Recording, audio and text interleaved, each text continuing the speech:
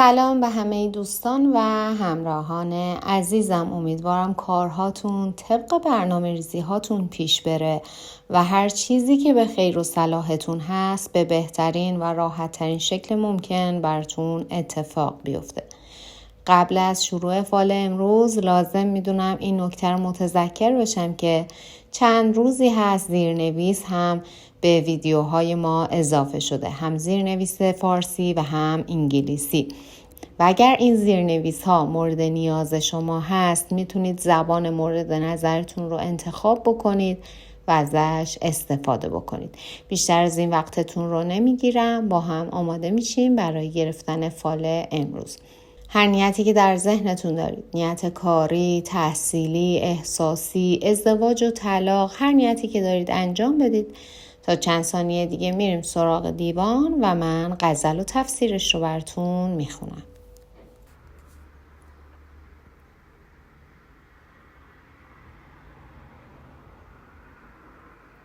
خب دوستان، اگر نیت هاتون رو انجام دادیم با هم ببینیم حضرت حافظ امروز چطور ما راهنمایی میکنن. آن شب قدری که گویند اهل خلوت امشب است. یا رب این تأثیر دولت در کدامین کوکب است.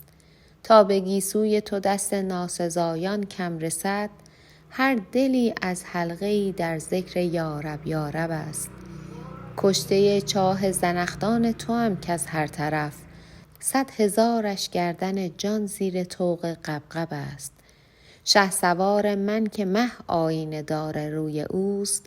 تاج خورشید بلندش خاک نعل مرکب است.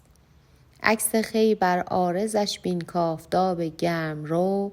در هوای آن عرق تا هست هر روزش تب است. من نخواهم کرد ترک لعل یار و جام می.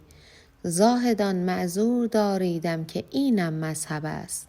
اندر آن ساعت که بر پشت سبا بندند زین.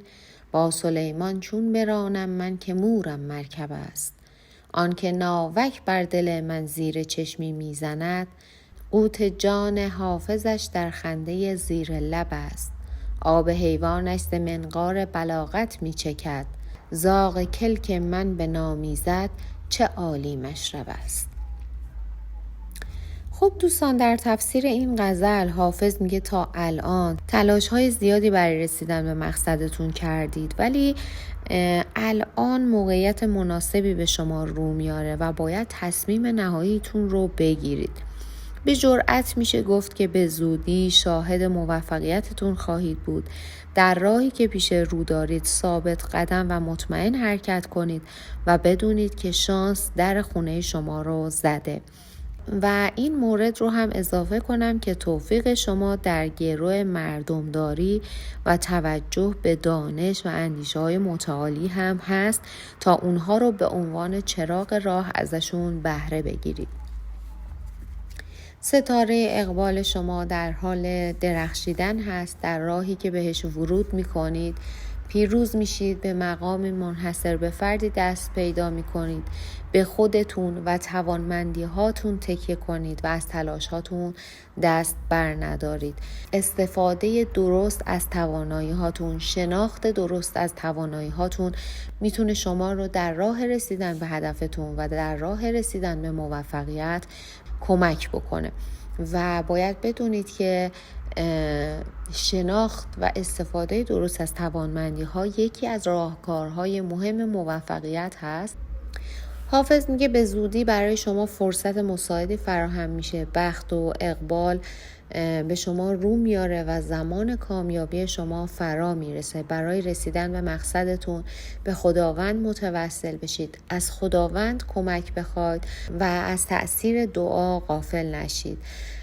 گرچه به نظر میرسه که امکانات فعلی شما محدود هست، ولی میتونید با استفاده از همین امکانات محدود و همونطور که گفتم توانایی هایی که در وجودتون نهفته هست به کامیابی برسید. فقط کافیه که دست از تلاشتون بر ندارید و خودتون رو سرزنش نکنید. شما انسانی با اراده صمیمی و مهربون هستید، اما متاسفانه این زیبایی ها به علاوه زیبایی جمال گاهی وقتا موجب غرور شما میشه. در حالی که باید بدونید شاخه درختان هرچی پربارتر باشه افتاده تر میشن. پس بهتره شما هم به داشته هاتون، به زیباییتون، به کمالاتتون و تجربیاتتون مغرور نشید و از اونها در راه درست استفاده بکنید. فالی که گرفتید، نیتی که دارید، نیت خوبی هست. ستاره اقبال شما در برج سد دیده میشه، یعنی همون مرداد ماه، و به امید خدا در ماه مرداد منتظر خبرها و اتفاقات خوبی باشید و بدونید با تلاشتون، با ارادتون و با کارهای درستی که انجام میدید آینده در دستان شما هست و موفقیت در چند قدمی شما چشمک میزنه، به شرط اینکه درست بتونید از موقعیت هاتون و مواردی که گفته شد استفاده بکنید. دوستانی که برای سفر نیت داشتن باید بگم فعلا مسافرت براتون توصیه نمیشه و اگر هم برای خرید و فروش نیت داشتید، خرید به جا هست، براتون سود و منفعت داره، اما برای فروش فعلا زود دست نگه دارید. و دوستانی که برای ازدواج و طلاق نیت داشتن، ازدواج حتمی هست و براتون مقدماتش فراهم میشه و اتفاق میفته، اما طلاق در حال حاضر اتفاق نمیفته. و اگر هم برای بیمارتون نیت داشتید، انشالله و با امید خدا بیمارتون رو به بهبودی هستن و شفا برای ایشون نزدیکه. حافظ بهتون توصیه میکنه یکی از دوستانتون که احساس نزدیکی باهاش دارید و خودتون میدونید بعضی از رفتارهاش ناپسند و ناشایست هست، قصد فریب شما رو داره ولی کاری ازش ساخته نیست. شما اعتماد به نفس و اتکای به نفس بالایی دارید، اما سعی بکنید قدری فاصلتون رو با این شخص رعایت بکنید. دوستانی که نیت احساسی داشتن، حافظ میگه دل به کسی یا کاری سپردید، این کار یا این شخص برای شما مناسبه و ممکنه انتخاب این کار و انتخاب این شخص برای شما گشایش داشته باشه. و موردی که بهتون داره توصیه میکنه اینه که سعی کنید در کارهاتون، در روابطتون طمع نکنید، زیاده خواه نباشید. گاهی وقتا زیاده خواهی باعث میشه که شما به درد سر بیفتید و بعد با خودتون میگید که اصلا این زیاده خواهی ارزش این همه درد سر رو نداشته.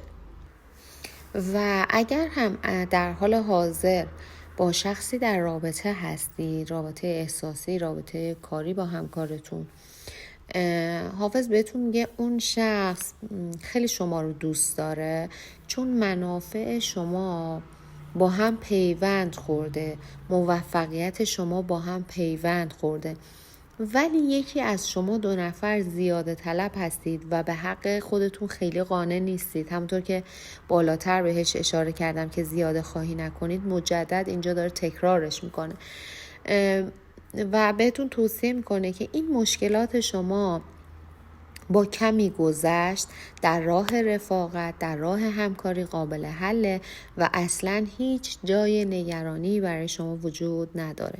از اینکه دیگران به شما حسادت می‌ورزند، علتش تعریف هایی هست که شما در مورد کارهای خودتون میکنید. خیلی زیاد تعریف میکنید و خوشبختانه واقعیت هم داره، ولی گاهی وقتها مردم ظرفیت پذیرشش رو ندارن. پس خوبه توی این مورد قدری دوراندیش باشید و دلیلی نداره خیلی جاها از موفقیت هاتون، از پیشرفت هاتون بخواید صحبت بکنید. ممکنه توی چند روز گذشته با یکی از دوستانتون بحث و جدلی بینتون پیش اومده باشه. حافظ بهتون میگه نگران این موضوع نباشید، بینتون این اختلافی که بینتون پیش اومده حل میشه و نگران این نباشید که بین شما و دوستتون جدایی حاصل بشه. این اتفاق نمیفته، چون اگر میتونست از شما دل بکنه و ازتون جدا بشه، بعد از همون بحثی که بینتون پیش اومده بود این کار رو انجام میداد. در آخر هم حافظ میگه گاهی وقتها آدم‌ها علت شکستشون رو ناشی از تبعیض یا سیاست و بدجنسی اطرافیانشون میدونن، اما باید بدونید که اگر میخواید آدم موفقی باشید و شکست نخورید، ترجیح بدید که خودتون رو مسئول شکست هاتون و مسئول اشتباهاتتون بدونید، نه دیگران رو. وقتتون رو صرف عیبجویی دیگران نکنید و سعی کنید وقت گرانبهاتون رو صرف تلاشتون، صرف ساختن خودتون بکنید. وقتتون رو صرف این بکنید که خودتون رو قوی بکنید. و نکته قابل توجهی که اینجا بهش اشاره شده اینه که افراد ضعیف و افرادی که بازنده هستن همیشه فکر میکنن برای برنده شدن یا بازنده شدن قوانینی وجود داره، اما افراد موفق میدونن که هر قاعده‌ای در هر کتابی رو میشه نادیده گرفت به غیر از یکی، و اون یه مورد اینه که همون که هستی و چیزی که میخواستی باشی و تنها برگ برنده دنیا هم همین هست که شما چه کسی هستید و دوست دارید به چه کسی تبدیل بشید و چقدر برای رسیدن به اون مورد و به اون شخصیت تلاش میکنید. به قول معروف هر چقدر پول بدید پلو میخورید. پس خوبه که برای رسیدن به هدفهای بزرگتون، برای آینده درخشان، تلاشتون رو هم افزایش بدید و بدونید اندیشه های بزرگ، تلاش های بزرگ هم میطلبه. دوستان عزیزم، ازتون ممنونم که امروز هم وقتتون رو در اختیار من گذاشتید و با من همراه بودید. همونطور که قبلا هم بهتون گفتم، یکی از لذت بخشترین کارهایی که من بین کارهای روزمرم انجام میدم اینه که بیام ببینم ویدیوها چند تا لایک خورده، چند نفر به جمع ما اضافه شدن، و همونطور که همیشه میگم خوندن کامنت های پرمهر شما باعث ایجاد انگیزه و انرژی مضاعف در من میشه که من فارغ از تمام مسئولیت ها و مشغله هایی که دارم، چه در محیط کارم چه در محیط منزل، اما دوست دارم که ادامه این راه و ادامه این مسیر رو با شما و در کنار شما عزیزان طی بکنم. خیلی از شماها لطف دارید، محبت دارید، در تلگرام با من در ارتباط هستید، درد و دل میکنید، از مشکلات خیلیاتون مطلع هستم. همینجا از خداوند بزرگ میخوام گر از کار همتون باز بکنه، به زودی خبرهای خوبی به گوشتون برسه، و از شما هم میخوام برای همه دوستان دعا بکنید. ازتون ممنونم و به خدا میسپارمتون.